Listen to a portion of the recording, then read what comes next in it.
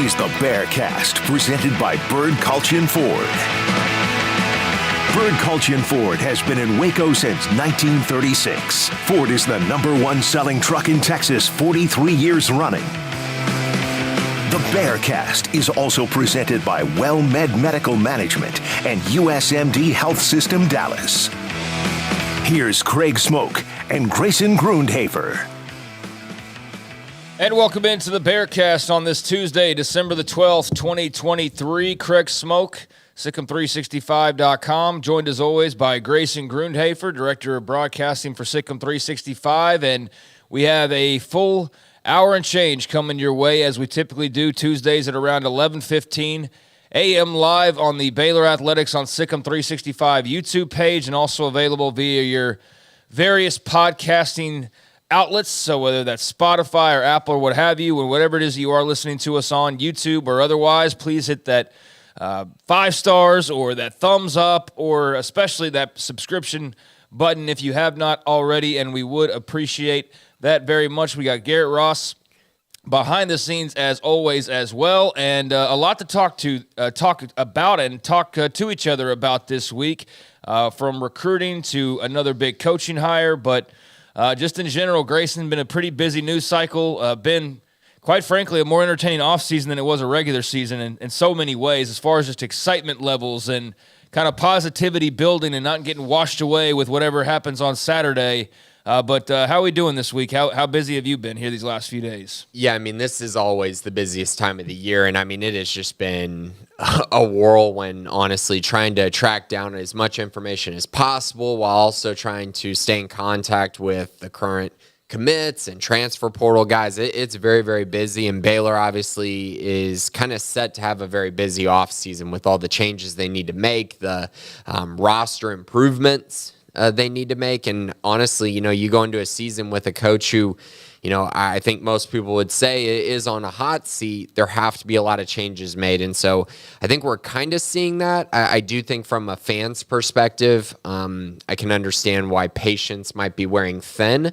But I also think you're seeing that Baylor is really attacking the portal, attacking the JUCO level pretty hard. They just need to show results by the end of December and mid-January. Well, we do have National Signing Day #1 coming up next week, so we'll touch a little bit, just sort of focus in on where Baylor sits at the moment with Signing Day just around the corner and what you can expect here over the coming days. But let's start off here as far as news from these past few days go. Keenan Hall, the brand new Baylor running backs coach and also associate head coach, one of the spots they needed to fill on this staff, with the departure of A.J. Stewart, and they still have a spot left to go on the offensive line. Of course, they hired Jake Spavital as the OC to replace Jeff Grimes. We'll get to Jeff Grimes in a second. Then they had to replace A.J. Stewart. They also have to replace Eric Mateos. Eric Mateos is now at Arkansas. The offensive line job remains open, although that appears to be winding down and could, I guess, seemingly pop at any moment. But running backs is now filled with Keenan Hall, who comes over from SMU, as I mentioned, also has that associate head coach tag as well. He is a Dallas guy. He is a South Oak Cliff high school grad. He was at SMU these last couple of seasons, but also had time at Texas Southern. He was at his alma mater, Illinois State, for several years, also a GA at New Mexico and a student assistant at Illinois State as well.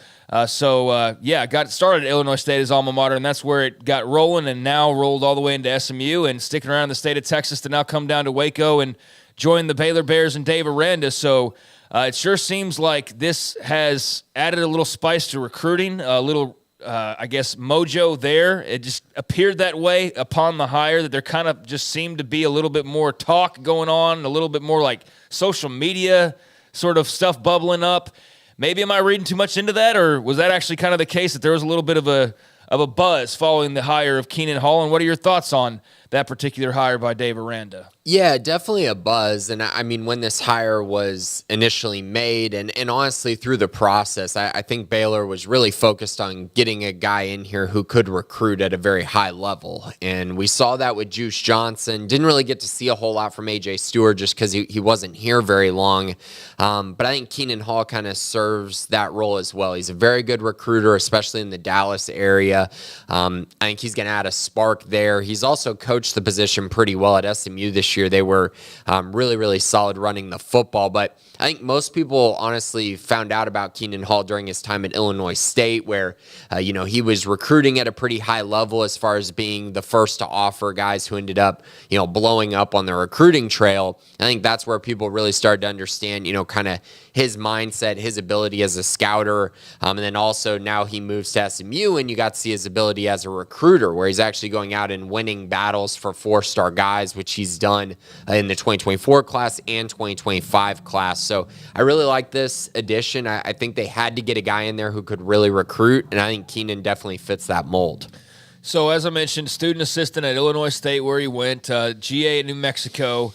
Then from 2014 to 2020, he was a variety of things with Illinois State. Then ventured over to Texas, Texas Southern for 1 year as an assistant coach and running backs coach. Then the following year, the same at SMU. Then promoted to run game coordinator in addition to the assistant coach and running backs title this past season with SMU. And now associate head coach, a new promotion for him and sticking with the running backs. And so, that was one that we were waiting on here. And so welcome aboard to Keenan Hall. And I don't know, I just thought the chatter on Twitter kind of seemed to perk up when his name got brought up and that hire became official. And it was good to see that. I just feel like, especially with them struggling during the year, there's not a lot of play, for this program, and just a little something going on. It just feels kind of good to have something positive to talk about, I guess. That makes a world of difference when you're not having to follow everything loss-wise with trying to interject some good news, and people especially don't want to hear it, at least here during this offseason. It can just be a string of things that are positive, and you can kind of build from that, it seems. Yeah, and I think most people would agree that this was a good hire, and most people, I think, had a very positive reaction to the hire as well. So like you said, if you can string together positive things, that makes a world of difference in an offseason that is, very important that you stack as many positive things as possible. And I think Keenan's a really, really nice addition. I'm excited for them to make this hire on the offensive line as well. I'm expecting that to come hopefully today. If not, definitely in the next couple days. That needs to happen. It's something that's really, I think, restricting them a little bit in the transfer portal, and it's something that they really need to finish addressing and need to make, another home run hire there, obviously, because whoever comes in to coach the offensive line for Baylor is going to have their hands full with trying to get that group to a level that's at least closer to 2021 level. Well, and if you pay attention to what's happened with the roster, a handful of offensive linemen have departed, whether it's retirement or transfer portal or what have you, but that's the position that they've been hit the hardest, if you will, and some attrition needed to probably happen, but they are down about 5 offensive linemen just based on roster changes right now. So you need to get to work and replacing those guys, and you just need to get to work in general. Even if you return to everybody, they need a lot of, maturing and work and just improvement from last year and what we saw. So, yeah, it's important to get somebody in here that can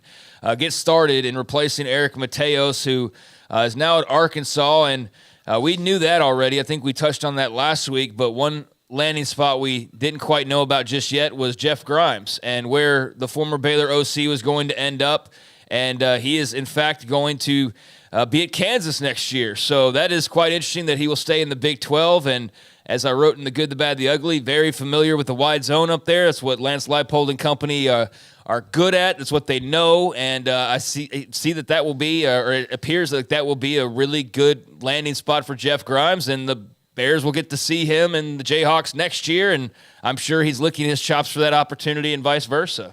Yeah, and I mean, that's a great landing spot for Jeff, and it makes perfect sense. I mean, he's a very good wide zone coach. We saw that when it worked out well in 2021 and parts of 2022. But yeah, I mean, he gets to go to a place that runs that similar offense. Lance Leipold lost his right-hand man to Penn State this offseason, so he had to go and make an adjustment there. And Jeff Grimes comes in. He's going to be handed the keys to the car a little bit up there in Lawrence, and they've been moving the ball extremely well. It was kind of funny. I got a comment on the board that was saying, Kansas really runs the same offense Baylor ran last year because they looked much more wide open and much, more explosive, and that's true. But, I mean, a large part of that is having an elite offensive line. That does make things a lot better, and in totality, they just executed far better than Baylor did last year on the offensive side. Yeah, they had a better offensive line. They had better running backs. They had a better quarterback in some ways because it all just worked together better. And you had no Jalen Daniels for a large portion of the year, but Jason Bean, a very capable backup. And, yeah, give anybody some time to actually do what they can do, and it helps. But we didn't get to see much of that for the Bears this past season. It was snap and get hit, or snap and sack, or snap and you get half a second before you have to make a decision. And I'm overplaying that, but that's what it felt like more often than not. Yeah. I mean, watching that offense try to operate. So, yeah, I mean, it makes a world of difference when you can block up front. And so he's got a lot of pieces in place that I think not only the familiarity of, parts of the scheme, but just not having to deal with the problems he was dealing with in Waco these past couple of years, he should be able to hit the ground running and be very effective there. So that's going to be fun to have that little subplot next year when the Jayhawks and the Bears play one another. But congrats to Jeff Grimes. Congrats to Eric Mateos. I'm not one of those that's going to bash guys on their way out of town. They helped win a Big 12 title here. And it's not like they went and just started to suck on purpose or, were trying to bring down the ship or anything. Those guys, I think, were as heartbroken as anybody that it didn't work out here.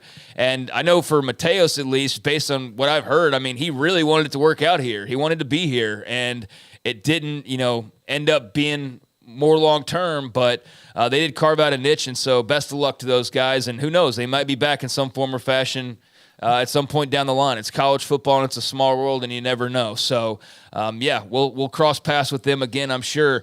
One other thing before we keep moving on here to news items on Keenan Hall. I mentioned this in the Good, Bad, Ugly as well, but I did see a couple of the guys that he landed at SMU for the 2025 class as Chapel Hill's Ricky Stewart, running back, and Demetrius Brisbane, their quarterback, who's more of an athlete. They played at McLean Stadium this past Friday night, and my future brother-in-law is a Chapel Hill grad and was in town along with my sister to watch that game, and I hopped over to McLean Stadium, and Chapel Hill won. They advanced to state. Brisbane and Stewart both were a huge part of that, and I don't know if Keenan Hall was in attendance or not. It was the same day that he was announced, but I would hope that he was, and I would hope at least some contingent was out there to see those two among others, but that's, in theory, hey, there's some guys that maybe are on the radar moving forward for Keenan Hall now that he's here with the green and gold. Yeah, and I mean, he also was a big part in landing Duncanville quarterback Keelan Russell, who's also going to be playing in the state championship game along with Baylor commit Deshaun Bryant, who plays on the offensive line for Duncanville. So a lot of star power playing in the state championship and guys that have some sort of ties to Baylor and to Keenan Hall. And so, yeah, I'm very curious by that. Going forward, Baylor has their quarterback in 2025, so it's hard for me to envision them, going after Russell hard. But I think Ricky Stewart and Demetrius Brisbane, I mean, they make a lot of sense. And I do think Baylor's going to recruit them pretty hard. They were recruiting both before Keenan Hall was announced, and now I think that's going to add even more fire to that potentially as, that class kind of shapes up a little bit. We'll probably enter a junior day at some point in January, and once that enters, we'll kind of get a feel for who Keenan Hall is really targeting from his time at SMU and who he's targeting during his time at Baylor. He also did put out his first offer. He finally extended an offer, I believe, in the 2025 class to Michael Turner, which I think is pretty interesting and worth noting since Turner already had an offer from Baylor. And then he immediately gets on campus and sends out an offer to Michael Turner, who's at North Richland Hills. So, yeah, just keep an eye on that. First offer, I felt like it was pretty important. So there you go, a little bit on Keenan Hall and just kind of what's sort of swirling around him right now and maybe some things down the line, but there certainly seemed to be a big positive reaction to his hire and a little bit of, oh, okay, well, That seems like a good one there by Dave Aranda. So we'll watch that develop. But so far, so good on that front. And now Baylor has their new running backs coach. So that does leave, as we've mentioned, the offensive line now to attend to and really announced at any moment.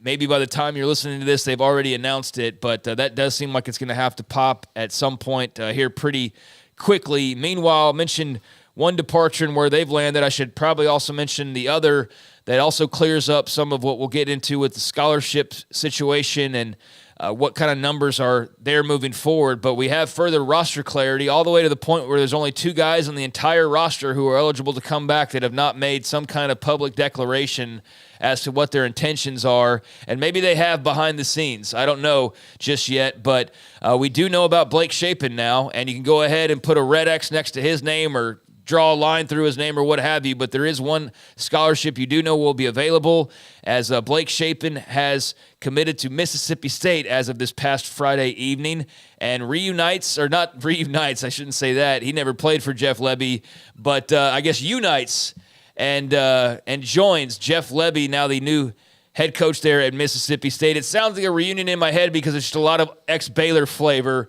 and again, it speaks to the small world of college football, but Blake Shapen and Jeff Lebby there in Starkville, what do you make of that? And mostly, what do you make of that as far as it pertains to the quarterback position for Baylor, who was already seemingly out on the hunt, but has seen some guys? Talon Green has committed to Arkansas from Boise State. He was a guy that you thought would very much be a potential prospect there. There was another guy that they were looking at now that I'm trying to think of that committed elsewhere as well. But Talon Green did commit to Arkansas, so he was at least one option that's now off the board.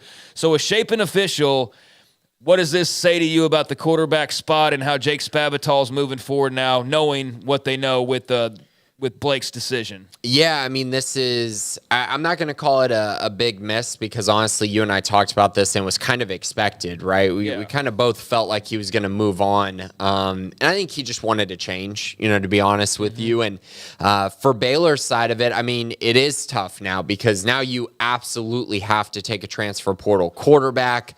You got to provide competition for Sora Robertson. I don't think you can go into next year just thinking, oh, yeah, he's the guy, no doubt. Even though I do think he's very good, I think you want him to have to compete for that starting job. So I think they're going to look through the portal, try to find someone who can come in, potentially start, but for sure at least compete with Sora Robertson. But yeah, I mean, good for Shapen. I mean, I'm going to be cheering for him. I'm excited for him to take this next step. I felt like he played his heart and soul out for Baylor last year. He did everything he could, and so now he's going to go make this change, and now Baylor, on the flip side, has to kind of change things up a little bit and figure out what direction they're going to go in.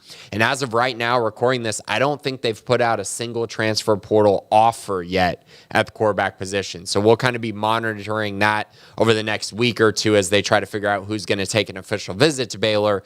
That'll probably help us narrow things down a little bit as to who they're actually wanting and potentially recruiting. As far as the strength of a room, I mean, they could have used him back, and he might have even been the starter had it played out in full. But I do feel like, and I maintained that for most of the last couple podcasts, that it just felt like the timing was right for everybody to kind of just start over and get a new start somewhere with someone else in Baylor's case, and for Shapen somewhere else. And so we'll see how he does there in the SEC and at a school that's towards the bottom. I know people had a lot of fun with the reports about what he was looking for. He wanted to go to a winning program and experience that, and then he goes to Mississippi State of all places. But they do have a new head coach that we're all familiar with, and maybe that makes a world of difference. We will see on there. But one name I mentioned that is no longer available that has Texas ties is Talon Green, who committed to Arkansas. He's also head of the SEC. The other guy I was trying to think of, Chandler Rogers from North Texas, committed to Cal. So he's also off the board. If that was, somebody you were thinking could be in the mix, no longer the case. So kind of looking at the list of transfer portal quarterbacks, Braden Schrager's a Texas guy, played at Hawaii. I follow all the Texas guys pretty close. They had some turnover issues at times, so I don't love that as far as like an impact. But as far as a body, yeah, absolutely. Bring him back to the mainland and bring him back a lot closer to Highland Park. But that's not a guy who I think you're like, oh, there's your starting quarterback and all is solved. So there's one Texas name, and beyond that, I mean, it seems like it's kind of slim pickings. So I'm kind of curious of where they look and how they ride this wave of the transfer portal when it comes to trying to secure the quarterback spot. That is definitely something to watch moving forward, because the guys that are still available all seem to be kind of tethered to at least a couple of schools, already, and none of them are Baylor for all of these guys. So it's a mystery. And North Texas transfer quarterback committed to Chandler Rogers. He committed to Cal, so he's another one that's gone, like you said. And then, but the other one's AJ Swan, who's visiting South Carolina this weekend. And so he was another one that was kind of on the radar as well. He's got 2 years of eligibility, so keep an eye on him. I mean, there's so many. I mean, and that's the other part of this is, does Baylor go with the guy that's played a lot? Do they go around and look for maybe guys who haven't gotten a chance at their current spot, and maybe they're, look for a guy with high upside that they could maybe land? Like, I think didn't Washington's backup Dylan Morris enter the portal? He's a name that I would definitely keep an eye on. I think he'd be an interesting fit as you're just kind of going for upside there, as he's probably not going to start for Washington next year. Well, he's not, since he's transferring, but I just mean it's much tougher there. Maybe he comes to Baylor, figures it all out. There's other names in there, but right now it's just been tough slaying to narrow it down. And since no offers are out, it's really hard to gauge, the interest level that Baylor currently has in each quarterback. As we've sat here and named random guys from random schools who have said Baylor has reached out. And like Marshall quarterback Cam Fancher, he apparently is getting reached out to by Baylor, but he's visiting LSU and NC State. We mentioned Jace Bauer at Central Michigan. It's just guys who have been reached out to, but no offer yet, which means I'm going to kind of hold back on how interested Baylor actually is. So we'll see as far as what they do next step-wise with quarterback, but we do know Blake Shapen's not a part of the mix any longer. So new running backs coach, new, I guess, things to discuss when it comes to the roster and the quarterback position, but also a new commit to talk about as well, as it's been sort of quiet on that front, but now up to 14 total commits. We talked last week about a decommit, but now in addition to get back to 14, and that comes courtesy of Boonville, Mississippi, Northeast Mississippi Community College linebacker Keaton Thomas, joining the class of 2024, a JUCO early enrollee. He chose the Bears this past weekend over the likes of Arkansas and Cal, among various others. And we had him on the show on 365 Sports on Monday, and he's got a big personality and seems like a guy that'll be a great lift for the locker room and just bring a lot of energy and enthusiasm, and has a lot of respect for Dave Aranda, and had a lot of different offers to choose from. But this seemed to be a pretty quick sort of, I guess, courtship, and rather quickly they get him into the fold, even though the communication, really, I guess, just got started here recently, right? Was it a somewhat recent deal? And he's a guy who buys into the vision of Dave Aranda and his defensive prowess. And man, he was all in and sounded like a guy you'd want to have a part of your class. And certainly when you talk about the positivity is kind of building, I couldn't help but feel that after listening to him talk about his commitment. So your thoughts on Keaton Thomas and why this makes sense and what this does for this 2024 class, and what it all means in the long run as far as numbers go. Right. So communication was pretty recent for Keaton Thomas with the Baylor staff, but he does have a really, really good and long-term relationship with Christian Robinson. And that was something that he brought up to me when I talked to him. He met him at Florida, has known him for a long, long time. And so now it's kind of all come full circle. Christian Robinson started recruiting him again. Loved what he saw in his JUCO tape, in which, Keaton had 107 tackles, 10 for loss, 2 interceptions, 1.5 sacks at 6'2", 230 pounds. So he had a really productive season. Robinson noticed that. They start talking to him. Keaton obviously knows Dave Aranda from his time at LSU. As Keaton mentioned with y'all, he's an LSU fan. And so he kind of got to know what Dave Aranda brought to the table, the kind of prospects that he got to the NFL. And all of that really came full circle this weekend when he was on his official visit. It really took him no time to commit. I had a prediction in for him heading into the weekend because, simply put, he seemed very locked in with Baylor and really, really thought that this visit could lead to something. And so even after visiting Cal the week before he comes to Baylor, immediately makes a decision. He's got 3 years of eligibility remaining, and he's going to early enroll. So he'll be here in January, ready to hit the ground running. And honestly, Baylor needs him too.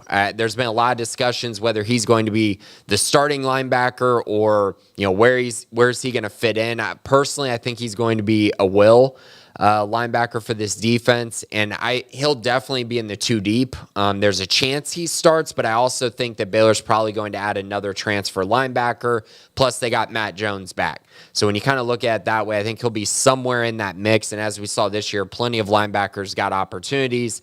I expect Keaton will get his as well. This is a very nice pickup and a guy who I think is going to be really good, and if you notice his kind of offer list, it was solid, but the big thing was the week leading into Baylor's visit, he got Mississippi State and Arkansas.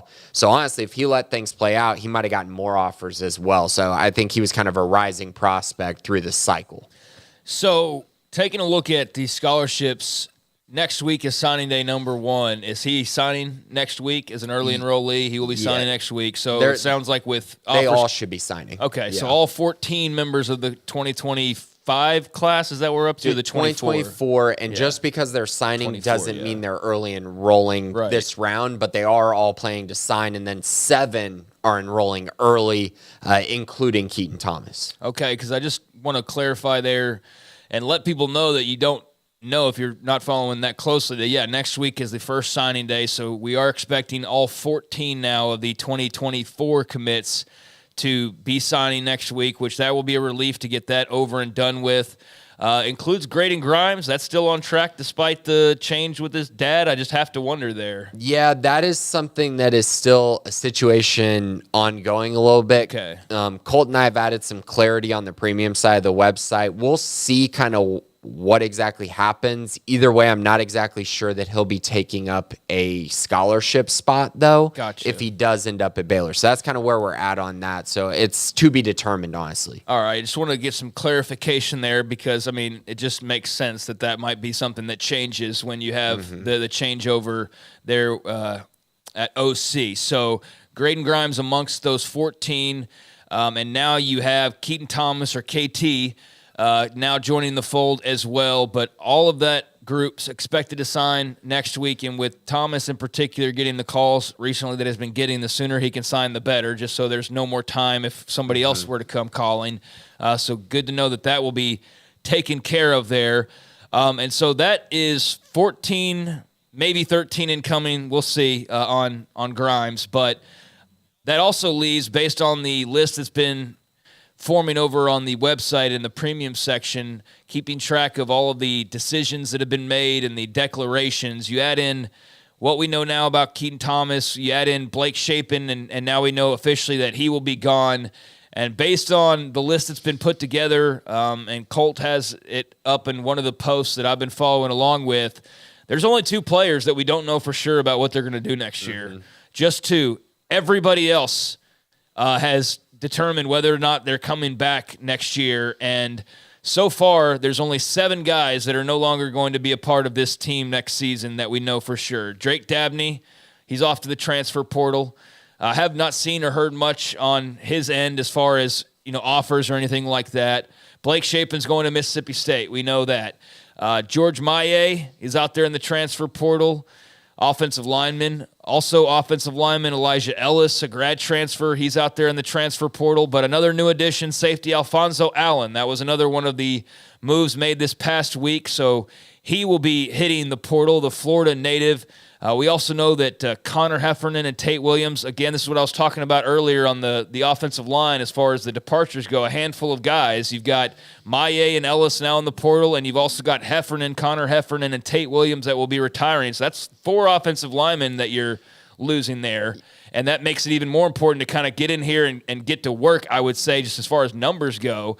But Alfonso Allen, let's start there because that's the most recent announcement. And this is not one I feel like, with all due respect to him, that people were like losing sleep over. This was one like, you kind of need some decisions like this to happen. So this is one that you're kind of like, we sort of needed that one in this case. Yeah, I would say honestly that all 5 of those are pretty good attrition. I mean, George Maillet, I believe, committed to Utah State. So, I mean, I think that he did. Okay. I think so. I think he might have. We'll see. I think his all brother, signs were pointing to him going back to Utah in some form or fashion. So that would make sense. Yeah, we'll see. But I think in general, all 5 of those are good attrition. And I know you're losing offensive linemen numbers wise, but if you really look at it, none of those guys are playing over the freshmen that they had on the roster that they have coming back, in my opinion, at least. And so but there's spots on the O-line that you can go fill with better players. Exactly. And that's what I mean. Is so you need an O-line coach because now you got suddenly 4 vacant scholarships that you can use towards the O-line or somewhere else for that matter. But you need to kind of figure out what the O-line is going to look like. For sure. That's an area that they need to address. Alfonso Allen, again, good attrition. I think you look at what he produced last year, it wasn't enough really to say he's going to be a really big part of their defense a year from now. Fine prospect. I'm guessing he'll probably end up at group of 5 level. That'd be my guess.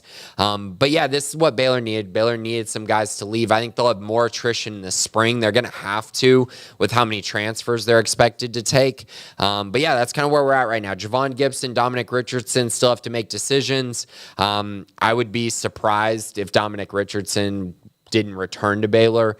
Not as surprised if Javon Gibson didn't. He just simply hasn't been able to get on the field during his time at Baylor. But right now, sitting at 64 guys that have announced they're staying from the roster. The big one that happened this week, Gavin Byers is returning. So another offensive lineman added to the room, a veteran. So we'll see how he fits in this new scheme. And then, of course, the 7 early enrollees will be factored into the equation as well as we get closer to signing day and January when guys go back to school. So if you got 64 on the roster, you just mentioned Dominic Richardson, Javon Gibson. I was going to get to that. Those are the only 2 that we don't know about what their plans are. So that's all that remains of the entire roster. Everybody's made a decision of some sort besides those 2. So we await that. Maybe they've already made them behind the scenes. Who knows? This wasn't always like you had to make a public declaration, but, I mean, they're the only 2 that we don't know about. So that remains to be seen. But 64 that have pledged out of the 85 to come back. You're about to sign 7 more, so that's 71 guys. But then you'd also have the other 5 to 6 that are part of the class that aren't early enrolling. So, I mean, what are you looking at as far as, attacking the transfer portal? Like 10 guys? That's about all you – so people expecting – again, this massive makeover, this Colorado or Texas State, like we've got to change over the whole roster. They're going all in with the young guys that they have and the belief in who they've recruited, and there's not really a whole lot of attrition. I think 7's probably about the average nationally, might even be below that for all I know. So that's really not a lot of departures. Now, granted, if Richardson and Gibson go, there's 9 guys. So maybe you're getting more into an average territory there. But, yeah, I mean, just transfer portal-wise, about 10 guys is what you're eyeing right now. And there could further be attrition after spring ball and things like that. But just for what you're expecting right now, it's not 20 or 25 or some crazy number like that. Yeah, and Baylor's actually far below the average. I think they have the lowest in the Big 12 because you also have to factor in Heffernan and Williams are retiring. So they're not even in the transfer portal technically. So you only have, 5 guys that are actually in the transfer portal, which is the lowest in the Big 12. We'll see what happens with Gibson and Richardson, but that just speaks to what we've talked about. Bringing back Dave Aranda allows you to keep a lot of your roster together, whereas bringing in a new head coach would not have allowed them to do that as easily. Now, the question is that going to work out? Because they were 3-9 this year. So there's a lot of factors that go into play, but if they're able to go out and land, 10 really high-quality transfers, I think that does reshape the roster enough to allow them to be competitive. And then you go into the spring, you're going to have more attrition in the spring. You're going to have more attrition. And then maybe you can go add some guys late like they did this past year. Those guys didn't necessarily work out great, but you might be able to find a hidden gem after the spring potentially.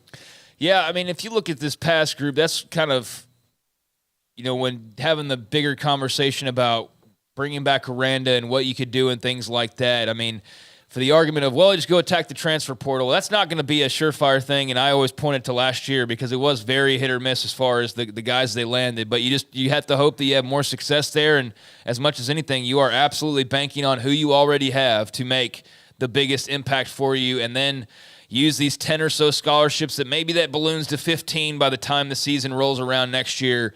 But you can't rely on that to be your saving grace. You have to have the development of your current roster and the growth of your current roster. And that's where you hope these coaching hires come into play, and just getting older and maturing, and the experience from this last year, even the low moments, of which there were many, that's what you're hoping is going to build this team and strengthen it and fortify it moving into the next year. So we'll see if that gamble pays off, but that's, the clear direction is playing with your guys and then trying to find the right people to fill in the holes, which is, kind of what everybody's trying to do, but it's certainly a unique case for Baylor because the stakes. You know that there's very much a pressure there under Dave Aranda's seat, but I think he's handling it pretty well, and I think a lot of these moves are very positive. So next week, signing day, we now kind of know the numbers. We know what's going on with the transfer portal and some of these decisions. So where does that sort of leave everything now that we have not touched on, I suppose, with just scholarships? I mean, again, about 10 guys maybe in the portal is what you're looking at. More attrition could come at any time, over the next few months.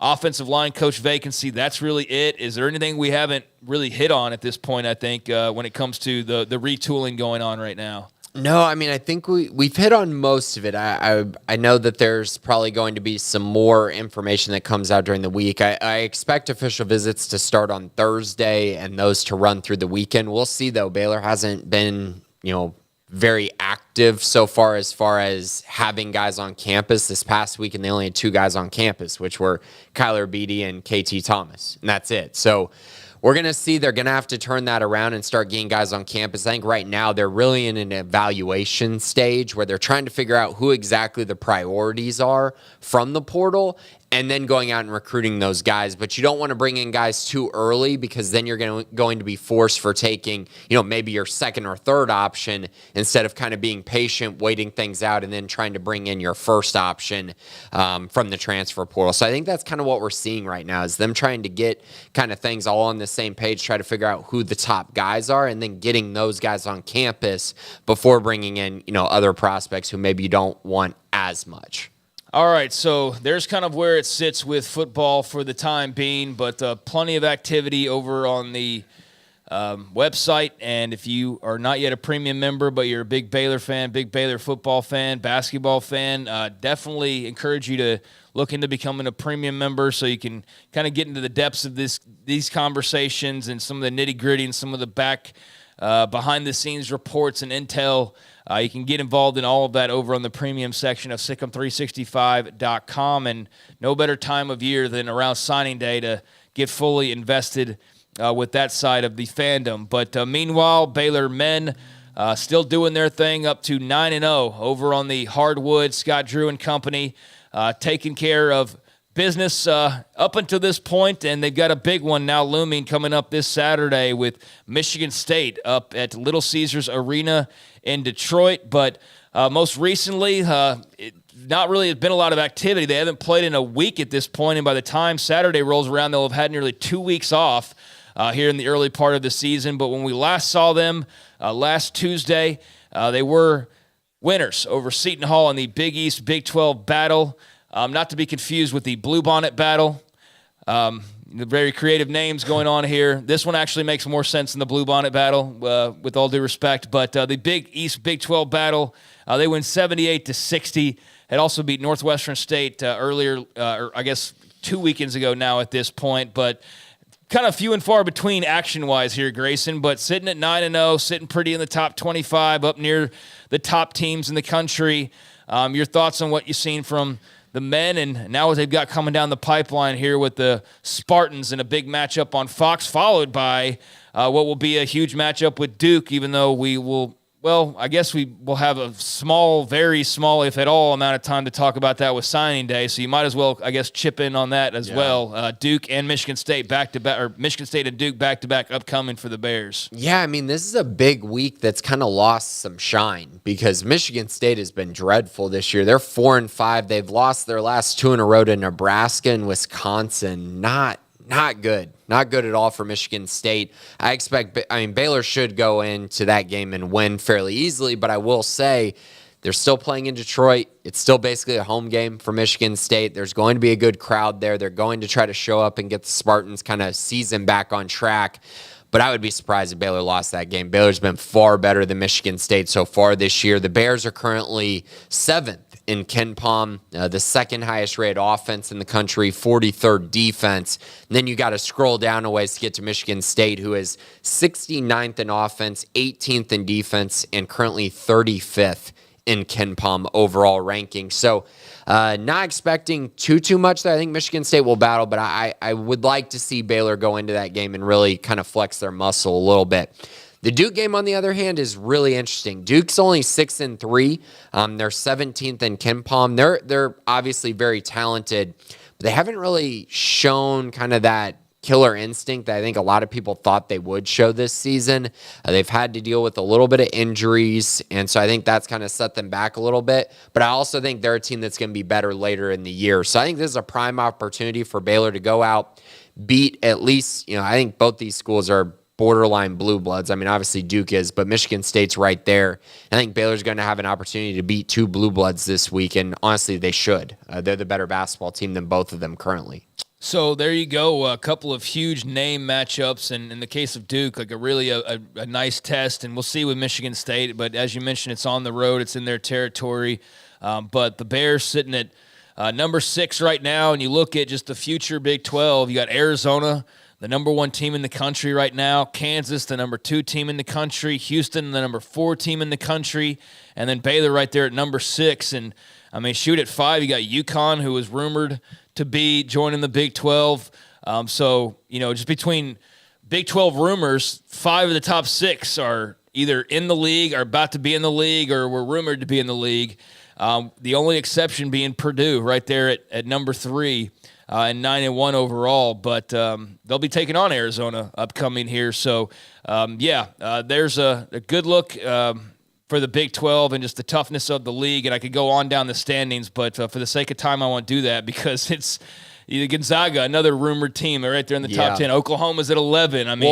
Even if you don't look at the fast forward to the new Big 12, the current Big 12, there's only 2 teams that have a below 500 record, and that's Oklahoma State and West Virginia. Everyone else has at least 6 wins. So the worst team outside of that's UCF at 6-3. You got 6 teams with 1 loss or less, or 7 teams with 1 loss or less. This is a loaded league once again, the best league in the country, as it has been for 8 of the last 9 years.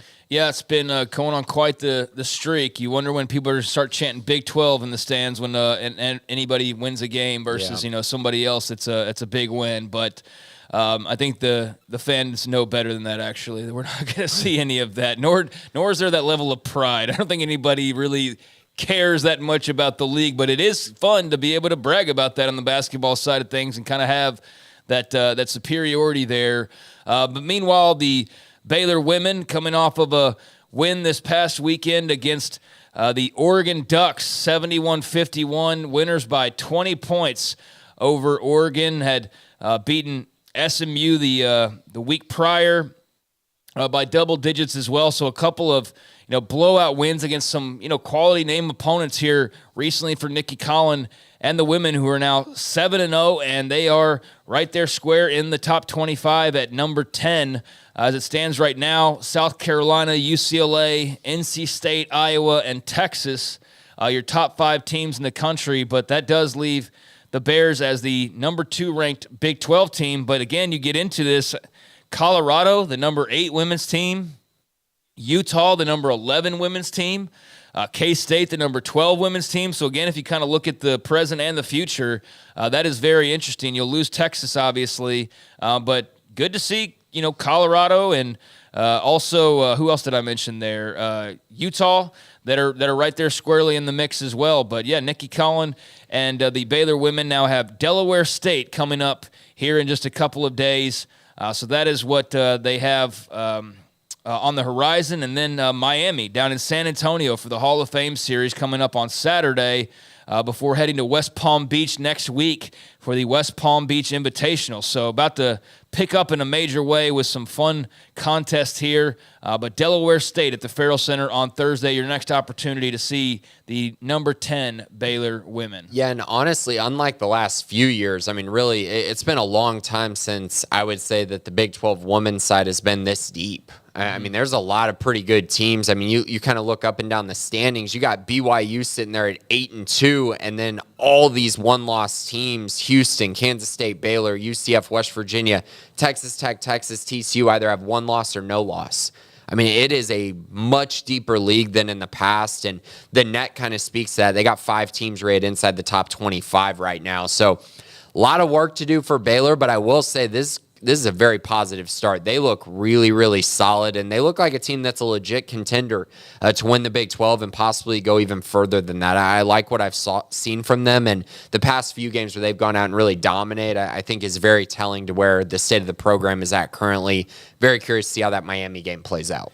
Yeah, and with that Miami game and the West Palm Beach Invitational, they'll then turn around and for the men as well. But, I mean, we're not far away from conference play starting here in the next couple of weeks. So that is coming down the pipeline. It's kind of jarring, even though basketball season's been underway. You sort of get lost that early part of the season with football and all that's going on with the program right now, especially with a Randon company. There's just news left and right. And like, oh, yeah, like, hey, Big 12 play is coming around the corner here in hoops. So it's about to start getting real serious in a very short amount of time. So looking forward to all of that. All indications are the arena is still coming along nicely and is shaping up to be opened here in the next few weeks. So that'll obviously be a big deal as well and add a little spice to the second half of the season. But, yep, getting down into the nitty-gritty for basketball season as well, and both teams sitting pretty in the top 25. So there's a little bit of a hoops roundup. Next week we'll concentrate mostly on signing day because that's, twice a year. It's a big event, and particularly this first one, especially with basically all of Baylor's class signing. So not sure how much hoops we will get to, but we'll try and squeeze it in as it fits sometime next week. Anything before we head into the mailbag here? No, I don't think so, but I will say one thing. It looks like Baylor got another commit. So just something to keep an eye on. Maybe it'll break before we finish the podcast, but we'll see. Looks like there's going to be a little bit more movement coming in the near future. Movement as far as additions? Additions, okay. Yeah. For the 2024 class? Not sure exactly what it's going to be currently. There's a couple possibilities. It might be 2025. It might be 2024. It might even be transfer portal. So we're still kind of up in the air there. All right. Well, let's see if we can't get that live, if at all possible. But if not, then something's coming down the pipeline. So a little tease there for you. Let's go to Scotty B to start off the mailbag this week. Are you surprised that Baylor versus Michigan State men's basketball is in a top 25 showdown like Baylor-Miami women's basketball? I would be surprised if I was told that before the season began. Oh, extremely surprised. I mean, Michigan State was supposed to be, a potential Final Four contender this year with all the experience they have back. They're just not very good. I mean, I've watched them play. They got a lot of old guys, but their old guys just are mediocre. And so it's really surprising to see Tom Izzo and Michigan State be kind of where they are. I mean, they're on the verge of not making the tournament, which I believe Izzo's at 18 straight or 19 straight NCAA tournament appearances, which is the longest streak in the country. So, I mean, this would be pretty unprecedented for them to fall to 4-6, which is what they're looking at if they lose to Baylor. Yeah, that would be a tough hole to dig out of, but it's cyclical, and Michigan State's kind of been sort of an interesting program to sort of follow along with a lot of ups and downs, peaks and valleys over the last few years. Not a game that I expected where you'd have one team very clearly in the rankings and one team kind of struggling the way that they are, but name brand value, they still bring that. It's still Michigan State, so that is better than playing like Shenandoah Valley at the Farrell Center on a Tuesday night or something. There'll at least be more eyeballs and interest in this one, even if the Spartans are struggling, and you can't take them for granted either. You don't want to be on the receiving end of an upset bid to give them a little bit of traction. I need to pee. Nice username there. On the 12th day of Christmas, Coach Aranda got for me, ? I don't know. I don't know what he got for you, but maybe a new username. I don't know. No, don't even know how to respond to that one, quite frankly. What kind of baskets is he bringing down, or what kind of gifts, I should say, is he bringing down the chimney? We've got new coaches. Sounds like we've got another new commit coming at some point soon. So I guess just some new recruits is what he's bringing on the 12th day of Christmas. Transfer portal quarterback. And a new offensive line coach. Yeah, I guess all those things are on the Christmas list. Yeah, somewhere on the list. Yep, so that's what he's bringing for you and for all of us to talk about and unpack here. And I guess unwrap is a better phrase to use. But definitely already giving some gifts here to start off December and more on the way, as Grayson just referenced a few minutes ago. 1964 Bear, where will the Bears finish in next year's season? Ooh, where? I mean, there's a lot of unknowns right now, not only for them, but for the rest of the league. There's a brand new league, too, where you're familiar with a lot of the teams, but losing Texas and Oklahoma, bringing in 4, really kind of unknowns, even though Colorado you're somewhat familiar with, but even then, that was over a decade ago when they were last in this league. A lot has changed since then. Who knows how much better Dion and company really are. Jetfish in Arizona ought to be pretty good, but you're not even playing everybody now, so it's like you have to go back to the schedule and like, do they play this team? Do they play that team? I don't know off the top of my head just yet, but anybody ask me what to expect or where they finish. I don't know about finish, but all I do know about it is they better finish with at least 6 wins. That's what I do know, and beyond that, I need to see more of this offseason before I decide 8 wins, 7 wins, 6 wins, what have you. But bowl game is pretty much baseline. I think that should be understood by everybody. Yeah, I think that's kind of where I'm at, too. It's really hard to predict anything when you don't even know what the roster is going to look like. Who the quarterback is, just see anything really about the roster makeup and who they're going to land in the transfer portal.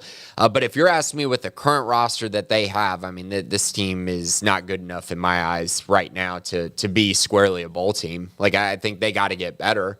They need to add pieces. They need to improve. They need their young guys to improve. I think by this time in the middle of January, I would probably have this team as being somewhere in the middle of the pack is what I'm expecting. I'm expecting to believe that they're going to be 4-5 or 5-4 in the Big 12 next year, which would be right around a bowl team, which is kind of what I'm expecting for next season, which I know people are going to say that's not very high expectations, but we got to be a little realistic with where things are at. Unless they land some really impactful transfers, making a bowl game is kind of where I'm going to place them at this time. And that's just like what I think the standard should be, especially when you just missed one. The thought of going 2 postseasons without a bowl game, I think would be a really bad look and would not be great for the development of the program. So blindly, I say baseline should be a bowl game, but anything beyond that, it's just way too unpredictable at this moment. With their own roster, much less what everybody else has got going on in a new look league where it's going to be a free-for-all as far as there's a vacuum at the top with the current champs departing who are always, pretty in the mix or always more talented on paper than everybody. And that really goes for both Texas and Oklahoma. Oklahoma ran the league up until these last 3 years. So, you lose them all of a sudden and it's anybody's guess as to who. You throw in 4 new teams this past season. They make their changes after year 1. These 4 new, look what they look like. It's really hard to know. But, no matter what league you're in, you would hope that 6 wins after a 3-win season is something that you can manage to do, baseline. Easy does it with Aranda's new acting DC. Pallage still on staff. How do you imagine that will function, and what comparable college model should we look at to see both successful and unsuccessful similar setups? What will be different from this past season? Well, I guess I'll start with what will be different from this past season. The function is that Dave Aranda is going to be calling the plays on game days. Dave Aranda will also be much more of a focal point during the week, as far as what they're going to do, how they're going to compete, how they're going to do things, what drills they're going to run, all of those things. He's going to be much more hands-on. He's going to be hands-off when it comes to the offense. So instead of getting 50-50, Aranda, you're getting, 95-5 on those type of things. So that's a huge shift. He's basically the defense coordinator now, and that's kind of how this will work. Pallage will work on safeties as well as working on special teams some, as I know he's always had a huge hand in that. And Pallage is still going to have a huge role. It's just Dave Aranda is going to take over a lot of those game day and during the week type things. I think the setup that I look at, it's usually easier for me to look at from the offensive side. When you look at, like I've mentioned, Ryan Day, he coaches the offense for Ohio State and he's the head coach. but Jim Knowles is the guy who coaches the defense. Ryan Day doesn't do really anything on the defensive side, and that's been really successful for them. So I think that's kind of the blueprint that Aranda is going to be looking at and trying to emulate with Jake Spavital taking over as the offensive coordinator. And, I think you can be successful in that regard. And I think, honestly, this is where Dave Aranda will probably function better than he has over the last, couple years where he's had to stretch himself so thin. Yeah, Lincoln Riley's a guy who obviously controls his own offense. That's offense. I think you'd maybe look at Manny Diaz now that he's a head coach again. I don't know what his exact setup will be at Duke, but when he was a head coach prior, obviously he had his fingerprints all over what his defenses would do, and I believe was calling the plays as well on the defensive side when he was at Miami and whatnot. Yeah. So that's, an example. But again, you can just look at like Lincoln Riley. It's just for defense. You're the head coach, but you're just basically running that side. I think Mike Elko was calling the plays on defense at Duke as well. So that's another one that comes to mind as far as it working out. We don't really see or hear as much about the ones that don't work out. So I don't know how many I can point to as unsuccessful, but it does happen in college football, and those are some of the successful ones, with Elko kind of, I think, being the most closely tied to this one as far as being a defensive-minded guy.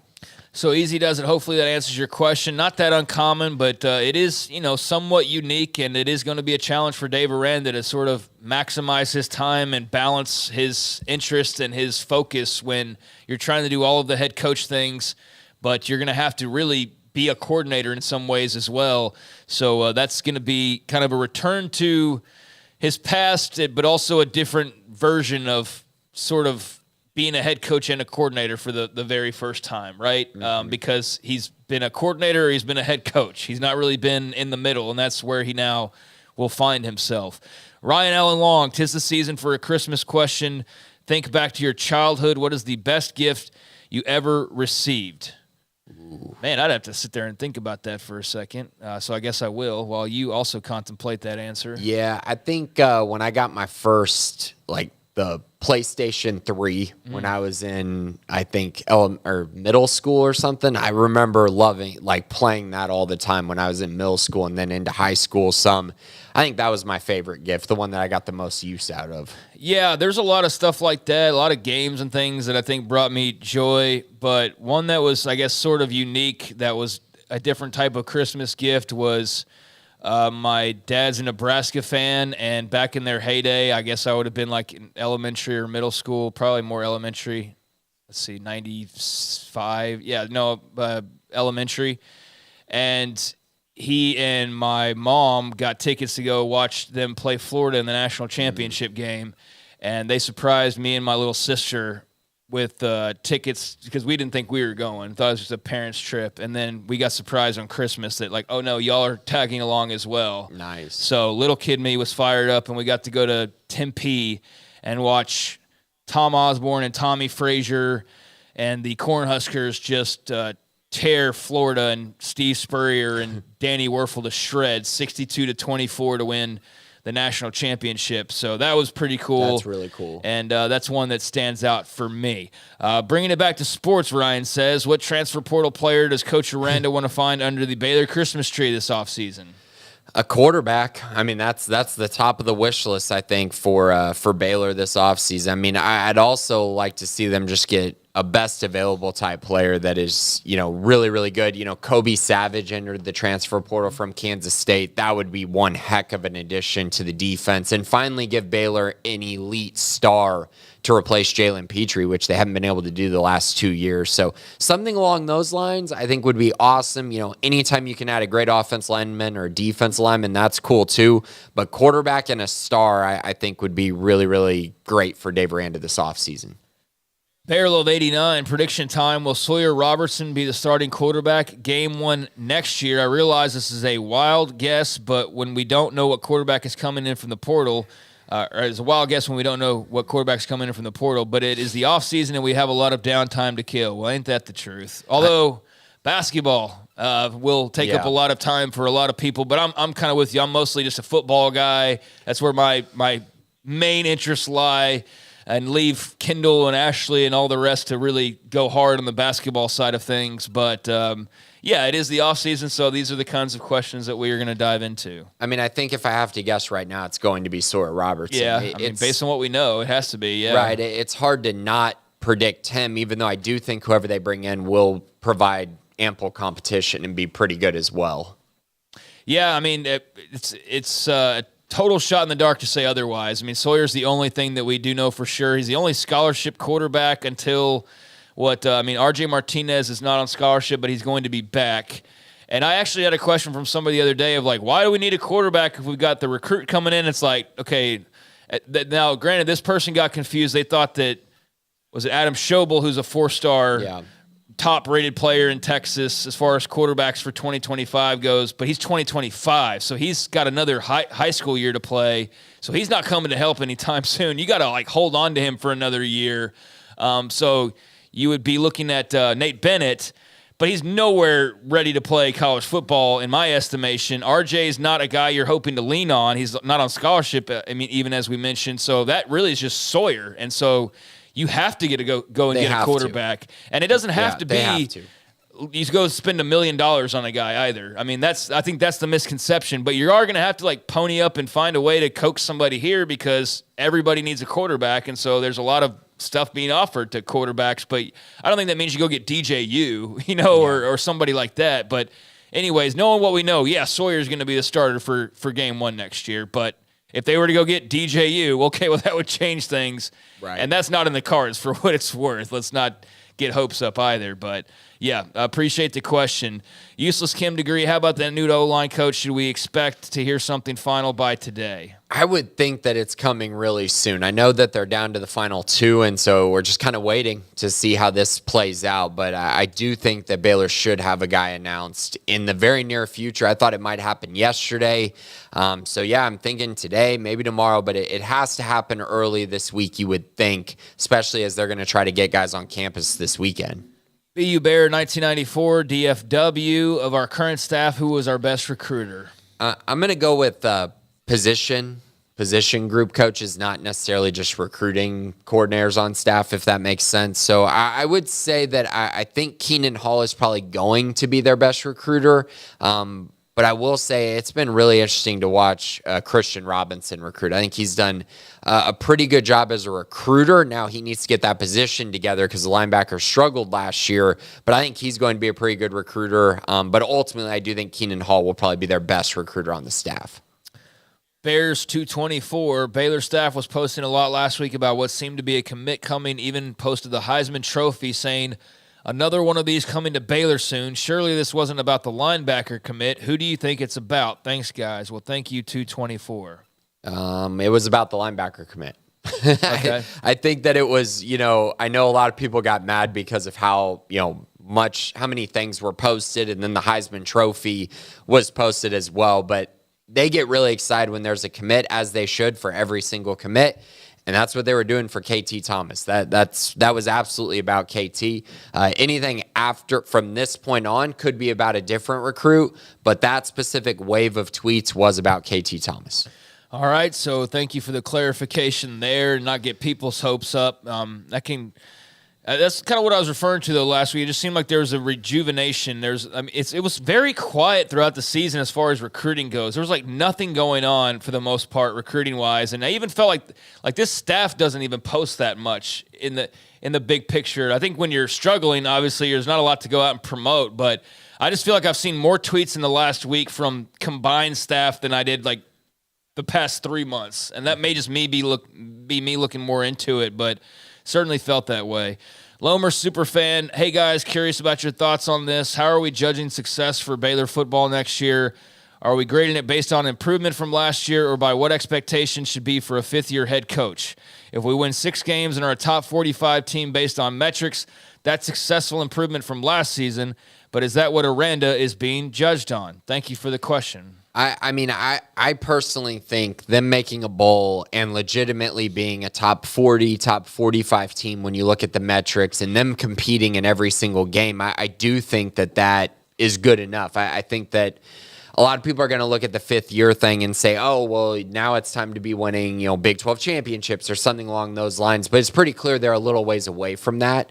Now, things can turn pretty quickly, but I think ultimately that's kind of where I'm at with expectations for next season. They just need to make big improvements, but maybe that doesn't necessarily mean competing for the Big 12 title just a year after going 3-9. Yeah, that's where I am as well. I don't think you go like, oh, you got to win 9 or 10 games or you're not where you're supposed to be heading. I think coming off of 3-9 that you go and win 6 games, that's pretty significant improvement. You win more than that, then that's even more significant. But I think a lot of it will be like, how's your roster set up, kind of what the feeling is.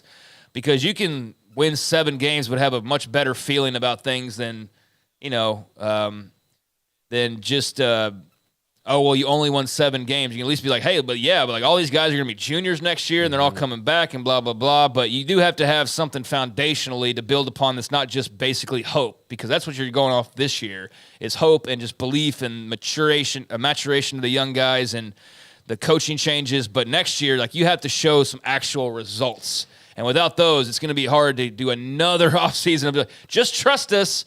We just need to get a little bit more older now and make a couple more coaching changes. Like, no, we've done that already. Like, they need to show improvement next year.